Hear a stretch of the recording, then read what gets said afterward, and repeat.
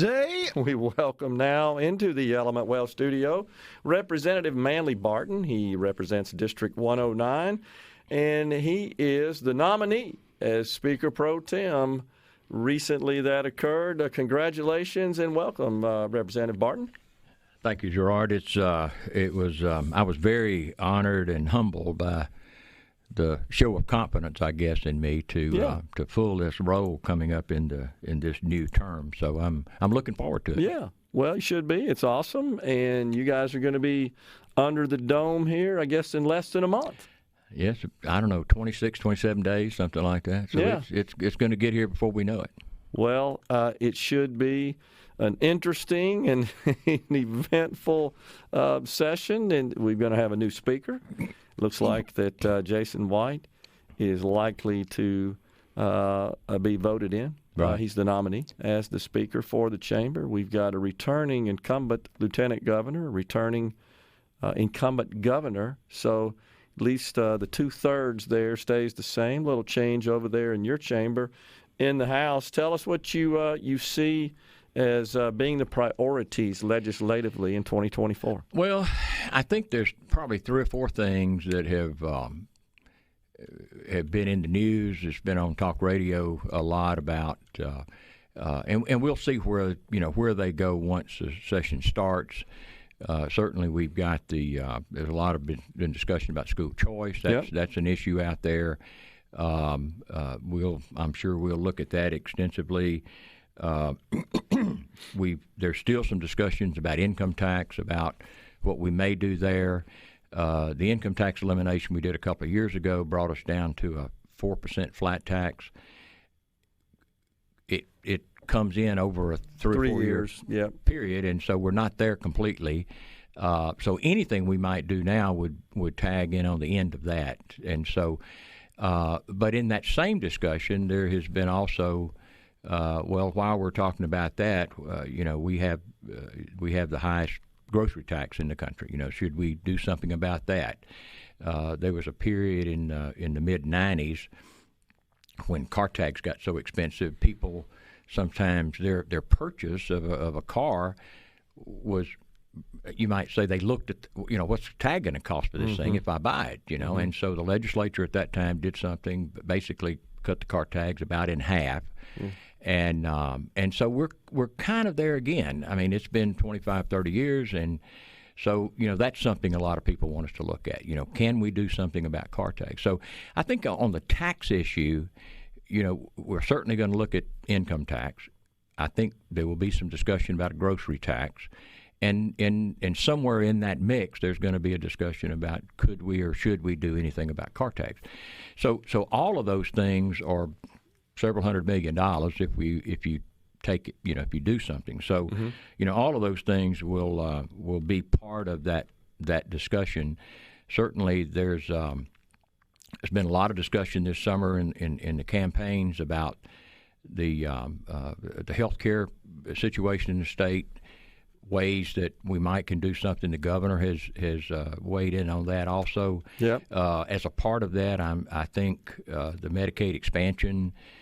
I don't see that happening necessarily, but I think whether or not we expand or not expand, I think we're gonna look at it. And as somebody said the other day, at least after the end of the discussion, if you don't do it, you can say why you're not going to do it. And if you're going to do it, you ought to be able to say why you're going to do it, what the benefits are. Yeah. And I'm not sure today that I know that answer, and I'm hoping at the end of that discussion I'll know what that answer is. And then what I call kind of the 600-pound gorilla in the room is the PERS. Yep. And so I think those 4 things are going to be the big things. The PERS in particular, and let me give kudos to you. You wrote a great article. I've read it, recommended other people read it. Appreciate that. And you kind of I thought explained very, very well what the issues are, kind of how we got here. And there's a whole bunch of factors, including what I call a conservative government. We're a smaller government now than we were at one time, and I think in the article, I don't know exactly what the number is, but it's 20,000 less employees than we had just a few years ago. Yep. Well, if you have got that many fewer employees paying into the system, this is, as you said, this is the type of system that it needs the income to pay the current benefits. Yeah. And so some things have changed in the system. So the dynamics that keeps it afloat has changed a little bit. And there's probably, I don't know, there may be 8 or 10 different things that you could do, probably 3 or 4 major things you could do that makes a difference 25 years from now or 30 years from now. Right. And so I don't think there's any one thing you mentioned in the article, and I thought this is very, very true. At the end of the day, if we do something, and I think we're going to have to do something, it's probably going to be a combination of things. Yeah. And sitting down with the experts and saying, okay, if we do this, what does it do down here? And then if we do this, what does it do down here? Well, if we do the combination, what does it do? Right. So I think we're going to get people smarter than me in the room that's going to look at this stuff, tell us the things that we can do, and then at the end of the day, we're going to have to make the decision as to what we are going to do. Yeah. And so, but I think those are the big things that I know about. There's always one or two that you don't know about before the session that becomes a big issue after you get started. Yeah. All right, what about the ballot initiative process? Something that we hadn't been able to get reinstated. Well, as has been stated by a lot of people, the biggest difference in I think we all want to do one, and I say that I believe everybody wants to put the ballot initiative back out there. The biggest disagreement between the House and the Senate has been the number of signatures. And what I have told people, I said, look, I don't know what the number is, and it ought not be easy, but it ought not be impossible. Yeah. I mean, you need to be. You don't. If you made it too easy, we'd have 25, 30 initiatives on every ballot, and that's not, I don't think, good government. But I think there are times when there is an issue that maybe the legislature's not addressing, that people are passionate enough about that they'll go out and do it. So I do think that there's a number in there that we ought to be able to agree on the signature wise. Yeah. Yeah, I mean, you're right. That's been the issue, and the conflict between the two chambers. The Senate wanted a higher threshold than the House. The House essentially wanted to keep in place the existing 12% of those who voted in the most recent gubernatorial election, and the Senate had a different formula that would have required a good bit more signatures. Yeah. But right. I probably hear this, Representative Barton, more than any other issue is just this feeling that the legislature is not working together in a united way to reinstate something that they just felt like they had and was taken away from them, essentially. Right. I think there is I think the sentiment in the legislature is to get this done, and I don't know that we'll do it this year. I hope we do. I think it's something that we need to do. And I don't know that we're that far apart. It's right.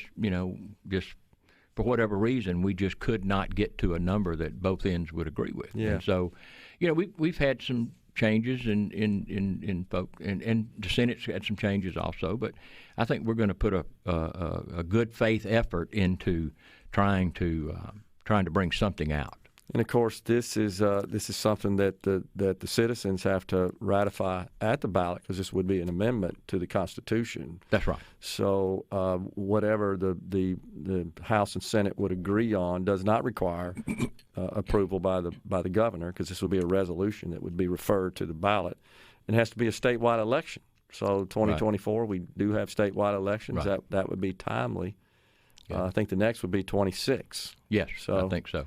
And I think that's what folks see, is that there's just kind of a delay here. We had chances and didn't get something there. And we have an opportunity this year to do it and get it on the ballot. So I can't predict anything. You know how that is, but I have high hopes that we'll get something in place. Yeah. Well, if you can hang around, we got a break. We can talk some more. Sure. Yeah. We got Manley Barton from the Mississippi House of Representatives. He is the Speaker Pro Tem nominee. Stay with us. We're coming right back. Studio, Representative Manley Barton. He is the Speaker Pro Tem nominee in our studios today. Appreciate Representative Barton for coming on. So you're obviously in the area. You're here. We're glad. We appreciate you're able to be here in person. Have you guys been conducting some meetings here in advance of the session? Well, there's always some things to do, and I keep an apartment here, so it's convenient to come up for a few days at a time and try to get some things done, here as opposed to trying to do it over the phone. Sometimes it's just easier and better. So I spend some time up here. My wife's family is still here. Okay. And so she comes with me some and visits with her family, and they do things, and and I stay out of the way. And I understand. Well, I didn't know have you met with Speaker White? Have you guys done some just one-on-one discussion planning? A little bit. We've been talking. I called him Speaker, not yet the Speaker, but the nominee. But yeah, we've been talking a little bit. Not too much in depth at this point, but just in general, and just kind of talking through some things. Yeah. We're going to have one of the things we were talking about just the other day, we're going to have 79 Republicans this time, 17 of who are going to be new. Wow. And on the Democratic side, they're going to have 41, I think that's right, and 8 new. And and then I think there's 2 independents you throw in there, so ends up 122. So I think it's 79, 2, and 41. I think. Okay. But total, I think we've got 25 new members altogether. And that's at the beginning. Of course, there's all the inaugural balls and all the things that go with all the pomp and circumstance. All the pomp and circumstance that goes with the beginning of a new term. And so there'll be a lot of stuff going on to begin with. We kind of jokingly talk about the new members. They come in. They hadn't been around the process. They drink out of a fire hose for a little while. Yeah. Trying to figure out what's going on. But they'll come around. And actually the new member orientation is actually tomorrow. Okay. And so there's 25 will be at the Capitol and go through a whole day of different people talking to them about different parts of the process and what to expect, and getting personal information for paychecks and all. I mean, just it's literally the all of the like things. Like an onboarding you would do in a private company. That's right. Yeah. That's right. You bring them in and you kind of show them around a little bit, show them where the bathrooms are, and so it's a very intense at times process, and you've been in the Capitol many times. You know what I'm talking about. Yeah. I mean, it's just a lot going on, and when you first get there, it's you wonder about if anything's happening with all the madness that's going on.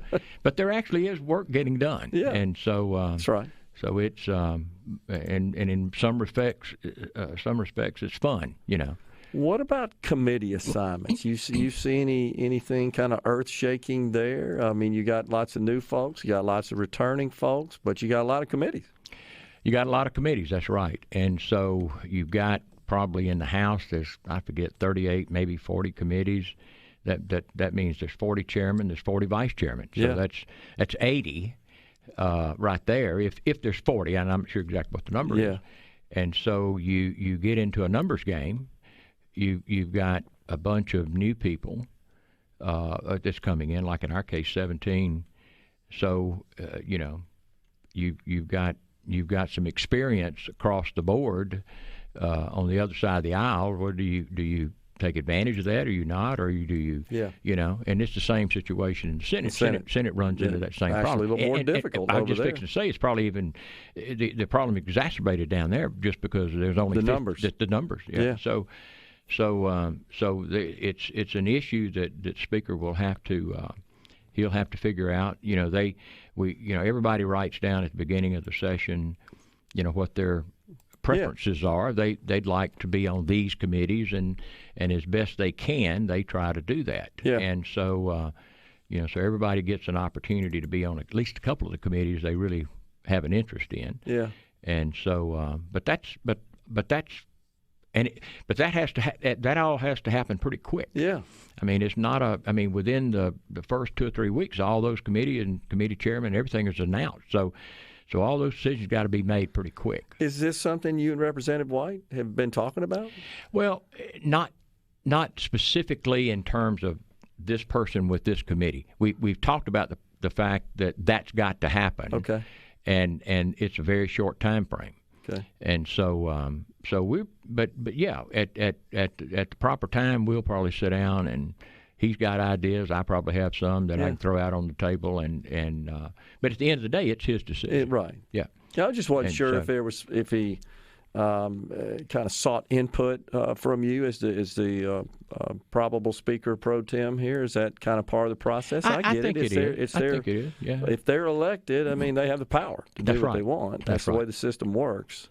And but it makes sense to seek some input from. Well, and I would think he would seek input from a number of people. Sure. Yeah. Absolutely. I mean, if I were in that role, I would want a number of people that I trusted, that I thought had good insight into things to give me some recommendations. Yeah.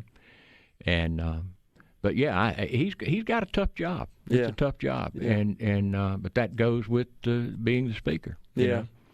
And I think Representative White will do a great job. I really do. I mean, he's been in the circle, you would call it, the leadership team for a number of years. Yeah. And so he's been very involved in a lot of the major decisions that we've made, major things we have taken up. He's been a part of, and so I mean, this is just a continuation of the role, that he's been in. I think he's done a great job, and I think people recognize that. Well, in my discussions with him, he's got a full agenda. I mean, there's a lot that he wants to address and tackle. I think most of that you laid out for us today.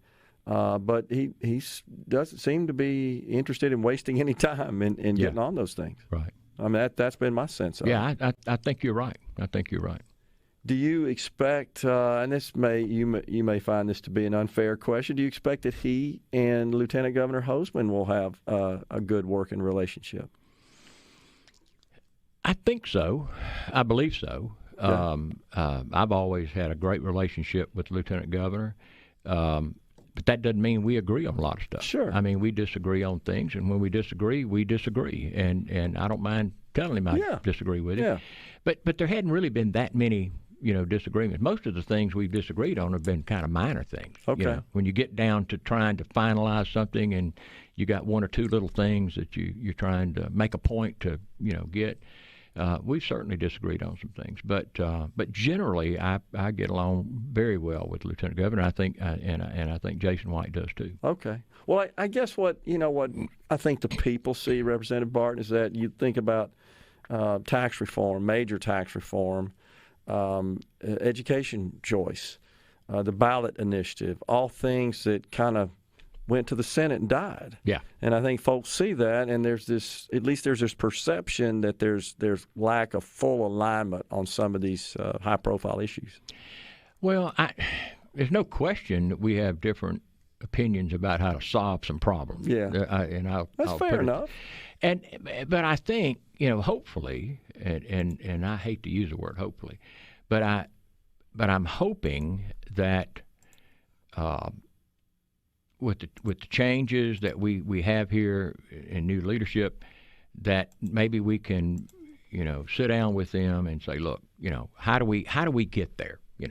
We're not where y'all are not where we are, but is there some place in the middle? Is there, how do we move forward and actually accomplish this? Yeah. And I'm hopeful that they're going to be, it's not a one-way street. We can't dictate to them and they can't dictate to us. Sure. And it's just, we've got to figure out a way to work together, or those particular issues are never going to get settled. Yeah. And so I have high hopes that we're going to be able to do that this year. Yeah, I mean, and I think that's the right attitude. Honestly, you certainly don't want to go into it thinking, "Oh, well, that's impossible. Why even try that?" Yeah.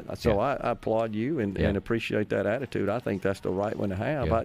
It does seem like that maybe some discussions and conversations off the record between the leaders of the respective bodies before we get to the point where something gets transferred and transmitted from one chamber to the other and don't go anywhere? Well, I think what you're saying is absolutely correct. You know, the relationships that we develop with the leadership in the Senate are critical. Yeah. And you know, whether it's Lieutenant Governor, you know, his staff, or you know, the leaders in the financial two committees, Briggs and Josh, you know, we need relationships with them. We got to go. Appreciate you coming on, Representative Manley Barton. Folks, we're coming right back in the Element Wealth Studio.